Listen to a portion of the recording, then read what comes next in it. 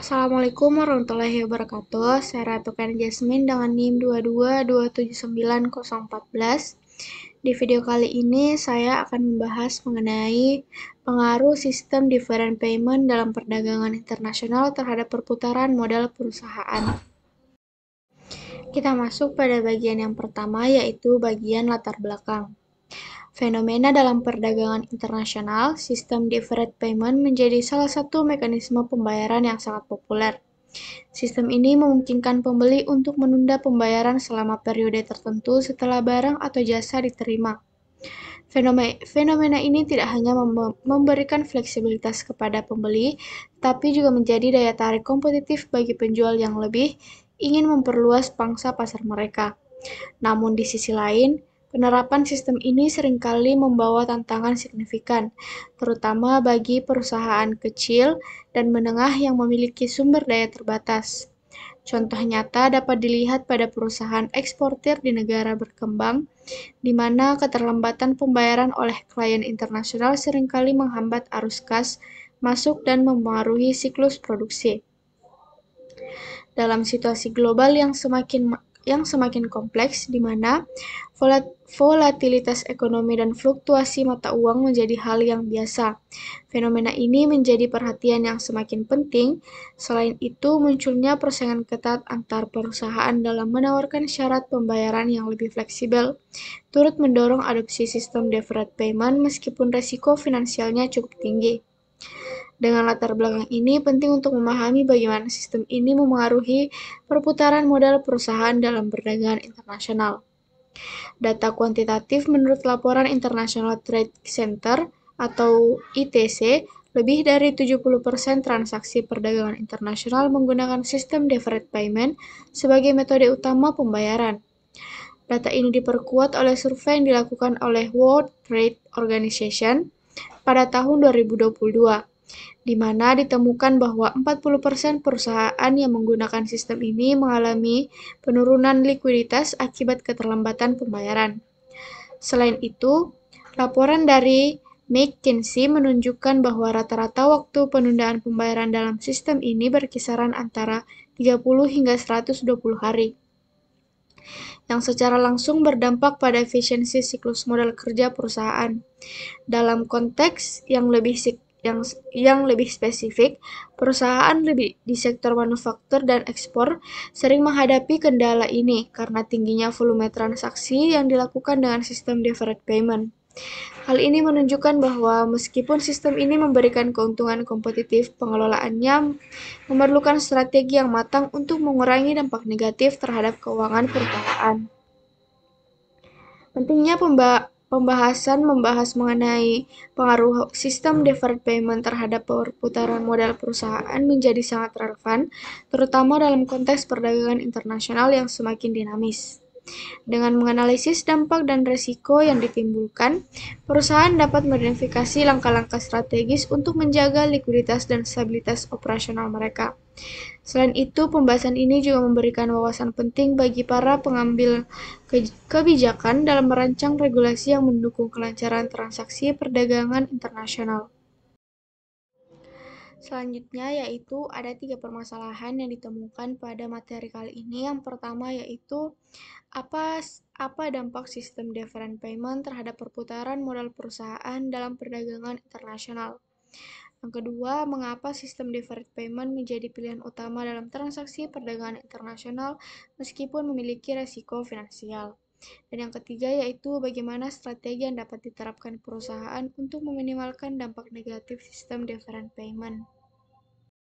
Selanjutnya yaitu bagian tinjauan pustaka. Ada 5 teori yang saya ambil pada materi kali ini. Yang pertama yaitu teori arus kas atau cash flow theory. Yang dikemukakan oleh Gitman tahun 2009 menyatakan bahwa pengelolaan arus kas yang efektif sangat penting untuk menjaga likuiditas perusahaan, terutama dalam menghadapi sistem pembayaran tertunda. Dan yang kedua yaitu teori different payment dalam perdagangan internasional. Menurut Schiffman pada tahun 2010, different payment memberikan fleksibilitas kepada pembeli, tetapi meningkatkan risiko bagi penjual terkait piutang yang belum tertagih. Teori yang ketiga yaitu teori perputaran modal kerja. Watson dan Copeland pada tahun 2012 menjelaskan bahwa efisiensi perputaran modal kerja mencerminkan kemampuan perusahaan dalam memenuhi kewajiban jangka pendek. Teori yang keempat yaitu teori risiko likuiditas. Brickman dan Houston pada tahun 2011 menyoroti bahwa risiko likuiditas timbul ketika perusahaan tidak dapat memenuhi kewajiban keuangan akibat ketidaksesuaian arus kas. Dan teori yang terakhir yaitu manajemen risiko dalam perdagangan internasional oleh Coeficial et al. Pada tahun 2012 mengemukakan pentingnya strategi mitigasi risiko untuk mengurangi dampak negatif dari sistem deferred payment. Baik, kita akan masuk pada pembahasan yang pertama yaitu apa dampak sistem deferred payment terhadap perputaran modal perusahaan dalam perdagangan internasional. Sistem deferred payment memengaruhi perputaran modal perusahaan dalam perdagangan internasional melalui beberapa cara utama. Yang pertama yaitu perlambatan arus kas masuk. Deferred payment menunda penerimaan pembayaran sehingga arus kas masuk perusahaan menjadi tidak lancar. Akibatnya, perusahaan mungkin mengalami keterbatasan dalam pendanaan kebutuhan operasional atau investasi. Yang kedua yaitu risiko likuiditas. Ketergantungan pada pembayaran tertunda meningkatkan risiko likuiditas, terutama jika pembeli gagal memenuhi kewajibannya tepat waktu. Hal ini dapat memaksa perusahaan mencari alternatif pendanaan dengan biaya lebih tinggi. Yang ketiga yaitu efisiensi modal kerja. Deferred payment memengaruhi efisiensi perputaran modal kerja. Perusahaan harus mengalokasikan lebih banyak sumber daya untuk mengelola piutang yang mengurangi fleksibilitas finansial. Dampaknya dapat berbeda tergantung pada skala usaha dan sektor industri. Tetapi strategi mitigasi seperti diverifikasi klien, penerapan asuransi kredit ekspor, dan optimalisasi pengelolaan arus kas menjadi penting untuk mengurangi risiko. Selanjutnya yaitu pembahasan yang kedua, mengapa sistem deferred payment menjadi pilihan utama dalam transaksi perdagangan internasional meskipun memiliki risiko finansial. Sistem deferred payment menjadi pilihan utama dalam transaksi perdagangan internasional meskipun memiliki risiko finansial karena menawarkan beberapa keuntungan strategis yang signifikan bagi para pelaku bisnis, baik pembeli maupun penjual. 1. Fleksibilitas keuangan bagi pembeli. Deferred payment memberikan fleksibilitas keuangan kepada pembeli karena mereka dapat menerima barang atau jasa terlebih dahulu tanpa harus membayar secara langsung. Hal ini memungkinkan pembeli mengalokasikan sumber daya keuangan mereka untuk kebutuhan lain seperti pemasaran, pembangunan produk, dan pengelolaan arus kas dalam periode tertentu. Dalam perdagangan internasional, di mana skala transaksi biasanya besar, fasilitas ini menjadi sangat menarik, terutama bagi perusahaan yang sedang memperluas operasinya atau menghadapi tekanan likuiditas. Kedua, daya saing bagi penjual. Bagi penjual, menawarkan opsi deferred payment dapat meningkatkan daya saing mereka di pasar global dengan memberikan keleluasaan pembayaran. Perusahaan dapat menarik lebih banyak pembeli potensial, terutama di pasar yang sensitif terhadap harga atau yang memiliki keterbatasan modal. Dalam industri yang sangat kompetitif seperti manufaktur atau ekspor komoditas, kemampuan untuk menawarkan sistem ini seringkali menjadi pembeda utama yang dapat membantu perusahaan memperluas pangsa pasar mereka. 3. Meningkatkan volume transaksi. Penawaran deferred payment seringkali mendorong pembeli untuk melakukan transaksi dalam jumlah yang lebih besar, karena mereka tidak perlu membayar penuh di awal. Bagi penjual, ini berarti peningkatan pendapatan potensial. Meskipun pembayaran diterima secara bertahap, dalam perdagangan internasional, volume transaksi yang besar ini seringkali menjadi prioritas karena berdampak langsung pada keberlanjutan operasional dan pertumbuhan perusahaan. 4. Hubungan bisnis jangka panjang. Sistem deferred payment juga dapat membantu membangun hubungan bisnis jangka panjang antara penjual dan pembeli. Dengan memberikan kepercayaan kepada pembeli melalui pembayaran yang ditunda, penjual dapat menciptakan loyalitas pelanggan dan memastikan kerjasama yang berkelanjutan. Dalam konteks perdagangan internasional, hubungan bisnis yang kuat sangat penting karena transaksi biasanya melibatkan proses logistik yang kompleks dan pengiriman lintas batas. 5. Standar praktik perdagangan internasional. Dalam banyak industri, different payment telah menjadi standar praktik yang diadopsi secara luas. Hal ini didukung oleh keberadaan instrumen keuangan seperti letter of credit atau asuransi kredit ekspor yang membantu mengurangi risiko dan menjamin pembayaran. Karena sistem ini sudah mapan, banyak perusahaan merasa perlu mengadopsinya agar tidak relevan di pasar global. Yang terakhir yaitu manfaat makroekonomi. Different payment juga mencerminkan dinamika ekonomi global di mana perdagangan internasional mengatasi perbedaan waktu, jarak geografis, dan volatilitas mata uang. Sistem ini membantu mendorong pertumbuhan perdagangan antar negara dan memungkinkan negara berkembang untuk beradaptasi lebih aktif di pasar global. Selanjutnya, kita akan masuk pada pembahasan yang terakhir, yaitu bagaimana strategi yang dapat diterapkan oleh perusahaan untuk meminimalkan dampak negatif sistem different payment. Perusahaan dapat menerapkan berbagai strategi untuk meminimalkan dampak negatif sistem different payment dalam perdagangan internasional. Salah satu langkah penting adalah dengan memperluas bisnis klien untuk mengurangi ketergantungan pada satu atau beberapa pembeli utama. Diverifikasi klien membantu perusahaan menghindari risiko gagal bayar yang signifikan jika salah satu pembeli mengalami masalah keuangan. Selain itu, perusahaan juga dapat menggunakan asuransi kredit ekspor untuk melindungi diri dari risiko keterlambatan pembayaran atau gagal bayar. Dengan polis asuransi ini, perusahaan akan mendapatkan jaminan pengganti kerugian jika pembeli tidak memenuhi kewajibannya.